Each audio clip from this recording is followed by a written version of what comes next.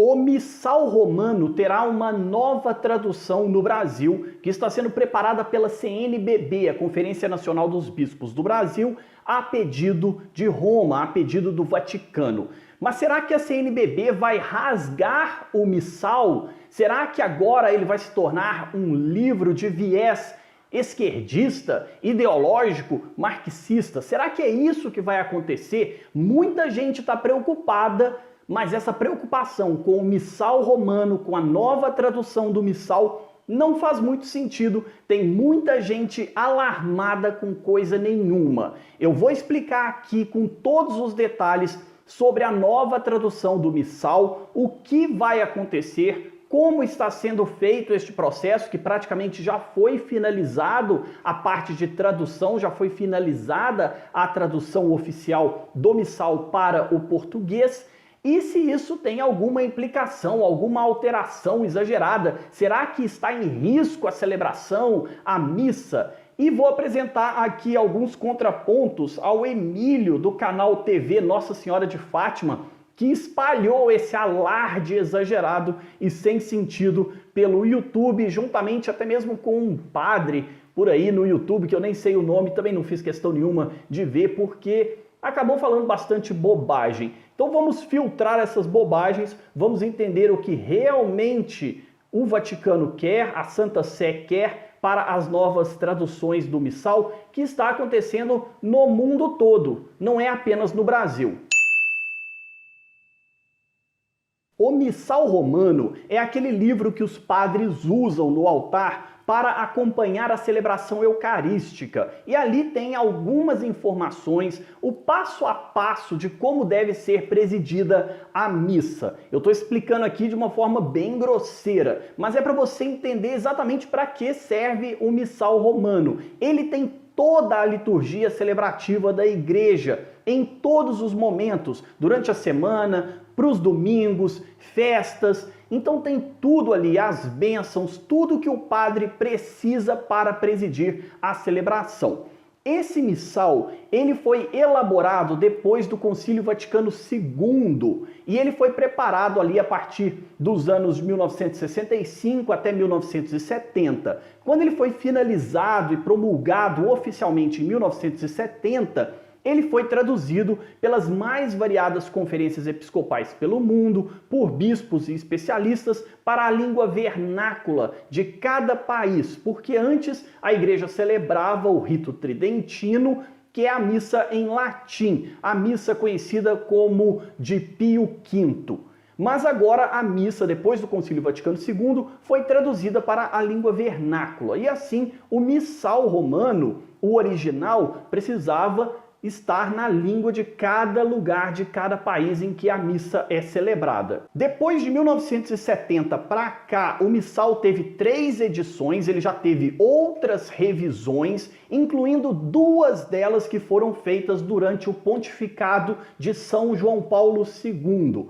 E a cada revisão e a cada nova edição do Missal é feita uma nova tradução para cada país. A necessidade da tradução para o português, ela foi imposta pela Santa Sé, pelo Vaticano, a todos os países do mundo em 2001, onde foi publicado um documento que vai explicar passo a passo como deve ser feita a tradução. Há uma regulamentação, há uma série de normas e processos que regulam a tradução do Missal. Ou seja, não é como traduzir um livro qualquer, não é como traduzir o novo Harry Potter, o novo best-seller. Não é uma tradução que qualquer pessoa pode sentar e fazer. É um processo extremamente elaborado e que cabe aos bispos.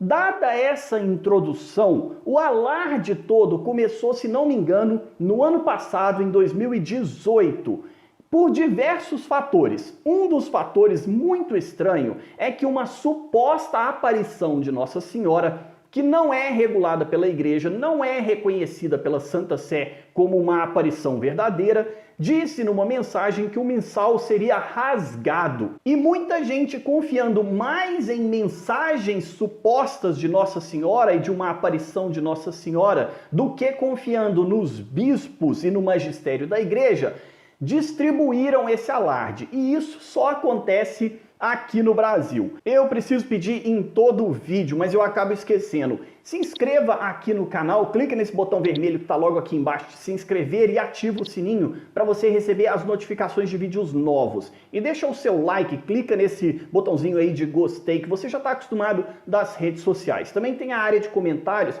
que você pode mandar suas dúvidas, dizer a sua opinião de forma bem respeitosa. E aqui no Saiba Mais, na descrição do vídeo, tem outros links, referências de tudo que eu estou apresentando aqui nesse vídeo. Em todos os meus vídeos, eu faço referências de documentos oficiais da igreja, portanto, não é a minha opinião, é aquilo que a igreja ensina. E é muito importante que você esteja inscrito, porque eu tenho publicado mais vídeos para saber se você gosta desse material e também ajuda o nosso canal a crescer. Então se inscreva, ativa o sininho, deixa o like, comenta e veja os links, todas essas coisas que você já está acostumado em outros canais de YouTube. Eu anotei 3 pontos que estes indivíduos que propagam todo esse alarde, o Emílio do canal TV Nossa Senhora de Fátima e também desse outro padre que eu não tive o cuidado de anotar o nome, mas eu assisti os vídeos deles para efeito didático, para escrever o meu roteiro e saber mais ou menos qual caminho seguir. Eu anotei 3 pontos e depois eu vou explicar 4 pontos importantes que vão desfazer toda a preocupação e o alarde exagerado dessas pessoas. Primeiro eles falam assim, o missal ele não vai ser mudado. Não há alteração alguma no texto do missal. É uma adaptação para melhorar a forma como é feita a celebração. Sim, algumas palavras e orações vão ser alteradas, melhoradas, modificadas e até adicionadas coisas novas. Por exemplo, ritos feriais e festas da igreja que apareceram de uns tempos recentes para cá. Por exemplo, São João Paulo II foi canonizado recentemente e sua festa, a sua celebração, não consta do missal atualmente. Portanto, isso vai ser um acréscimo. O senhor Emílio, inclusive, ele ficou lá muito preocupado porque numa das notas da CNBB fala de acréscimos. Sim, são estes acréscimos, senhor Emílio. Festas de novos santos, novas orações, novos ritos de bênçãos que realmente foram adicionados nesta tradução, entre outras demandas particulares. Por exemplo, o Brasil tem a demanda da festa de Nossa Senhora Aparecida, e isto é característico apenas do Brasil, não tem em outros países. Portanto, nada vai ser mudado, é uma tradução revisada. E ficará muito, mas muito semelhante ao que nós já temos hoje. Eu sei que algumas pessoas, como eu, têm o missal cotidiano e o missal dominical para acompanhar a missa. Eu prefiro do que ficar usando folheto durante a missa, especialmente durante a semana que as missas não têm folhetos. É muito mais fácil usar o missal, eu vou deixar o link aqui embaixo. E muita gente que tem esses livros pode ficar preocupada. Ah, então o meu missal vai ficar desatualizado? Não, não vai ficar. As mudanças não são tão significativas a ponto de invalidar o uso do missal que você já tem, que as paróquias já têm, ou mesmo o missal cotidiano que você tem aí em casa. Também é importante salientar que nada vai ser excluído. O missal, ele não tem partes que precisam ser excluídas. Ele já foi votado durante um concílio. Aquele organismo da igreja, ele não tem como ser replicado, ou seja, as autoridades da igreja não podem alterar aquilo que foi definido durante um concílio, então não tem exclusão de nenhum conteúdo. E por fim, o missal não vai ser rasgado, ele vai continuar obrigatório para a celebração litúrgica. Ele é o guia para as nossas celebrações. O missal não pode ser abandonado, os padres não podem celebrar sem o missal, não podem falar coisas que não estão no missal, as rubricas que estão ali precisam ser seguidas. E eu preciso falar aqui uma coisa muito importante para o senhor Emílio. Não é um direito dos cristãos, dos fiéis, dos leigos, participarem do processo de tradução e revisão do missal. Você não tem esse direito, eu como leigo não tenho esse direito, Este é um direito exclusivo dos bispos. Só os bispos têm acesso ao missal e à sua tradução até a eventual aprovação do Vaticano. Antes disso, não adianta esbravejar, xingar no YouTube, nas redes sociais, implorando pelo PDF do missal antecipadamente. Sem aprovação do Vaticano, você nunca vai ter acesso ao missal, só os bispos e a equipe de tradução que foi selecionada pelos bispos. Eles têm o munus apostólico e a autoridade de governar a igreja. Não é um direito, a igreja não é um Estado democrático e nós, leigos, temos que seguir aquilo que é ordem da hierarquia da igreja. Cabe aos bispos a tradução, como eu vou mostrar agora em 4 pontos importantes do documento da Congregação para o Culto Divino e a Disciplina dos Sacramentos, que tem as instruções para a aplicação da Constituição Sagrada da Liturgia do Concílio Vaticano II. Esse documento eu vou mostrar aqui na tela do computador, ele ilustra de forma bem objetiva de quem é a competência para a tradução dos textos. Portanto, não é competência de nós leigos. E ele começa assim: cada nova revisão e edição tem que passar por um processo de tradução. Ou seja, não é mandar para alguém que sabe a língua e traduzir de forma aleatória. Não é um texto qualquer, ele demanda muito cuidado, que é competência das conferências dos bispos, é da competência da Conferência Episcopal. Eu quero destacar aqui estes 4 pontos. A instrução serve de comentário sobre as traduções em língua vernácula dos textos da liturgia romana, como foi estabelecido pelo artigo 36 da Constituição Litúrgica. E aqui tem 4 pontos importantes, onde o mais importante está logo aqui no final. A tradução do texto latino em língua vulgar, ou seja, a língua de cada país, de cada região, para uso na liturgia, deve ser aprovada pela competente autoridade eclesiástica territorial. E aqui ele explica quem são estas autoridades eclesiais territoriais. Na prática, estas tornaram-se o que hoje se chamam conferências dos bispos, ou seja, é competência das conferências episcopais fazerem a tradução segundo as normas. E cada parte, cada etapa da tradução, essas decisões devem ser aprovadas, isso é, confirmadas pela Sé Apostólica. Os bispos também não vão fazer de qualquer maneira. Tudo que eles fazem, eles mandam e reportam para a Sé Apostólica aprovar o que foi traduzido. Na parte que tem o título A Tradução dos Textos Litúrgicos, ela nos dá as regras, normas e regulação sobre como deve ser feita a tradução, explicando item por item, passo por passo. O rito romano, como todas as grandes famílias litúrgicas históricas da Igreja Católica, tem um estilo e uma estrutura própria que devem ser respeitados na medida do possível também nas traduções. A instrução recorda o apelo a vários documentos pontifícios anteriores para uma aproximação à tradução dos textos litúrgicos, que corresponda a um critério não só de exercício de uma característica, mas de cuidado pela fidelidade e rigor na tradução dos textos latinos em língua vernácula, tendo também em conta, obviamente, a maneira característica em que cada língua se exprime. E outro trecho que merece destaque na tradução do missal é a parte denominada léxico.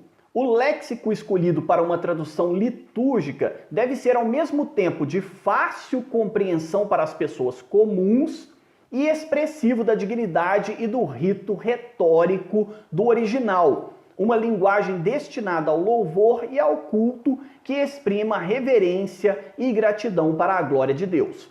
Além disso, a língua destes textos não deve ser entendida como uma expressão da disposição interna do fiel, mas antes da palavra de Deus revelada. Ou seja, não é para expressar as nossas vontades pessoais, mas aquilo que foi revelado por Deus. Outra preocupação destes críticos da tradução, que eu anotei e que eu vou ler aqui nesse mesmo documento, é que não há risco de conteúdo ideológico. Essas pessoas estão muito preocupadas com palavras e expressões esquerdistas, comunistas e outros medos de fantasmas que não existem mais.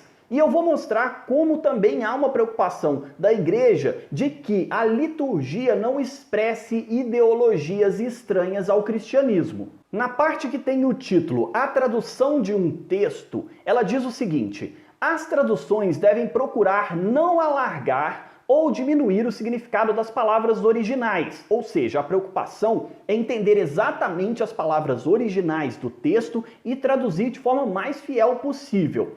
Enquanto que palavras que evoquem frases estereotipadas, propagandistas de conteúdo comercial ou com conotações políticas, ideológicas ou semelhantes devem ser evitadas. A tradução caracteriza-se como esforço de colaboração com a finalidade de preservar a máxima continuidade possível entre o original e o texto em língua vernácula. E veja que curioso, o tradutor deve possuir não só uma habilitação específica, ele deve ter habilitação específica, capacidade, competência técnica, mas também confiança na misericórdia divina e espírito de oração, e a disponibilidade para aceitar a revisão de sua obra por outros. Quem são estes outros? Os bispos e a Santa Sé, os teólogos e outras pessoas que têm capacidade e conhecimento litúrgico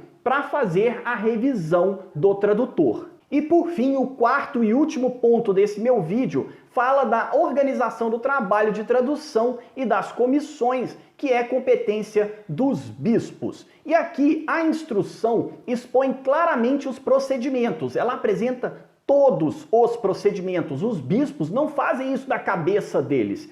Em princípio, correspondentes aos que atualmente já estão em vigor, já existem outras instruções para a aprovação dos textos por parte dos bispos e para a sua sucessiva apresentação para a revisão e confirmação por parte da congregação para o culto divino. Aqui eu quero reforçar que se trata de uma função colegial de todos os bispos. No Brasil, houve uma equipe de preparação que fazia as traduções, mandava para os bispos apresentarem sugestões e depois, na Assembleia Geral dos Bispos, anualmente, isso era votado, aprovado e enviado para Roma. Roma revisava e mandava de volta, e isso foi feito até esse ano de 2019. O processo é muito minucioso, delicado, o missal é grande, a tradução é complexa, nada é feito às pressas, por isso levou todo esse tempo, 12 anos de trabalho da CNBB, da equipe que eles prepararam, das revisões e alterações e sugestões